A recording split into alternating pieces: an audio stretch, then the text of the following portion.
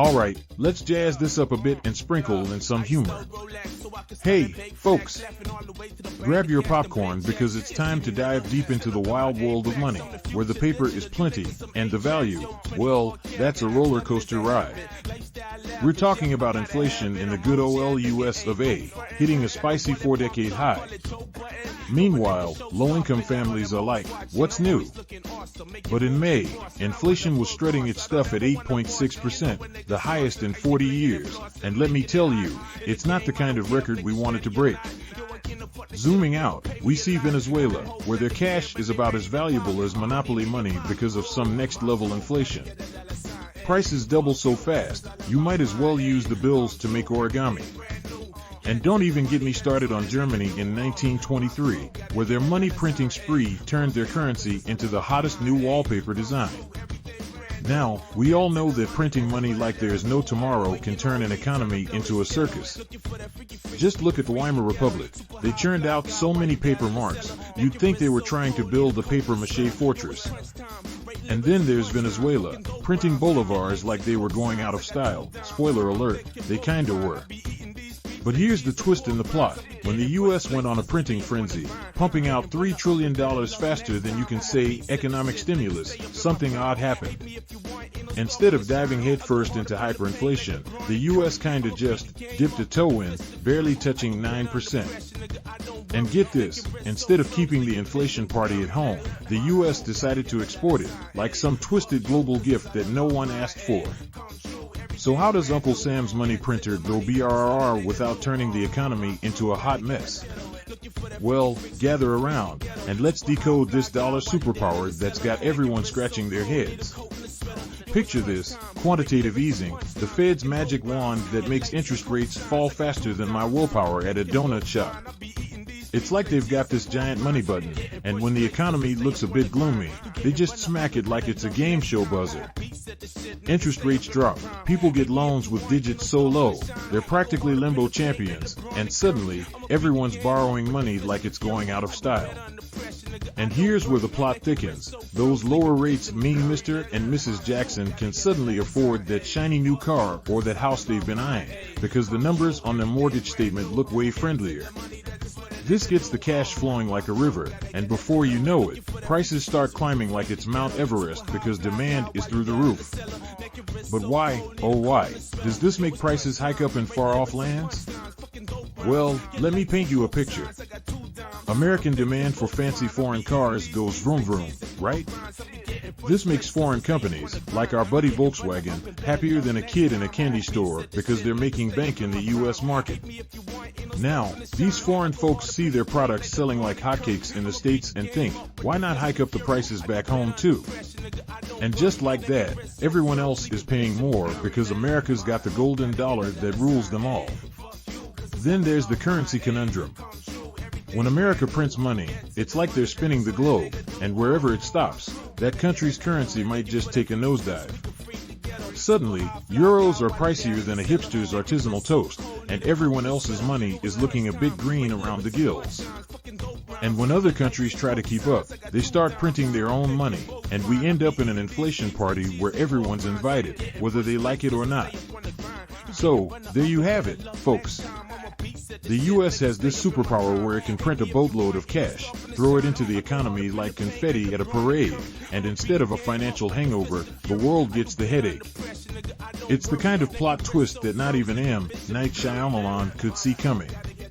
And if you want to get your brain all twisted up trying to understand this economic roller coaster, check out the study materials linked in the description. Meanwhile, if you're looking to level up your IT game, our buddies at Coding Invaders have got your back, promising to transform you from zero to data hero faster than you can say syntax error. That's the skinny on the money printing saga, y'all. If you found this little economics tale amusing, smash that like button to appease the YouTube gods, and subscribe for more wild stories from the business world. Catch you on the flip side, where we'll keep inflation in the States is blowing up like a marshmallow in a microwave, reaching a big, fat 40-year high. Meanwhile, the folks at the lower end of the income ladder are getting squashed like bugs on a windshield in this financial storm. Picture this, inflation is the villain in this comic book, and it's just zapped us with an 8.6% power punch. Cop out. Let's take a trip down bad economy lane and peek at Venezuela. If inflation there were a Spotify playlist, it would be on repeat, and trust me, it's not the summer hits. We're talking prices doubling faster than you can say what the Bolivar. It's so wild, you could use their money as confetti at your next pity party. But wait, there's a historical plot twist. Let's rewind to Germany, 1923.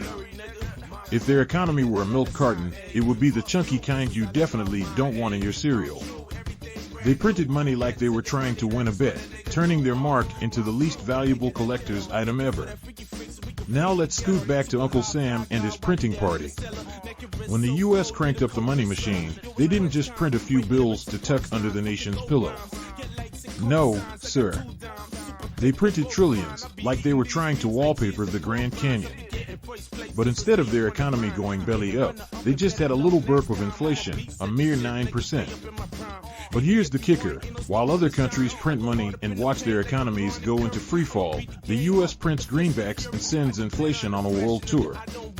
Other countries are like, thanks, Uncle Sam, for the inflation we never asked for. So, what's the U.S.'s secret? Imagine a superhero called Captain Quantitative Easing. His superpower? Dropping interest rates with a snap of his fingers and showering the economy with dollar bills. And just like that, every Joe and Jane can borrow money at interest rates that are basically just a flirty wink.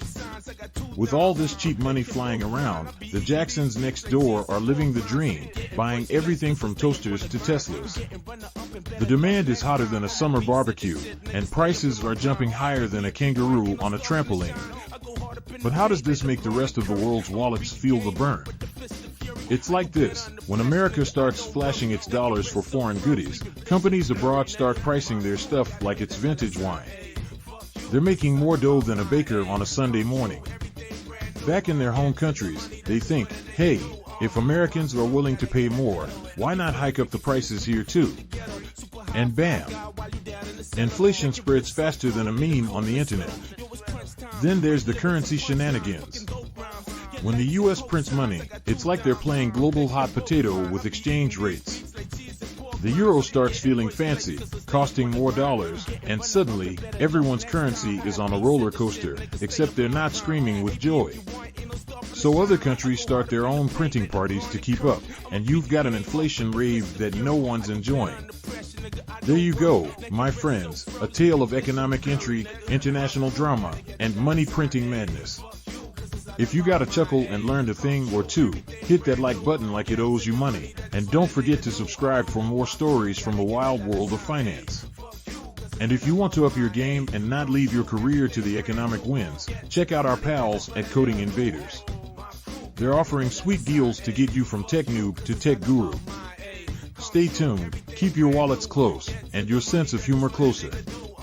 This is Economics, the sitcom edition, signing off. Peace out, and may your currency always be strong.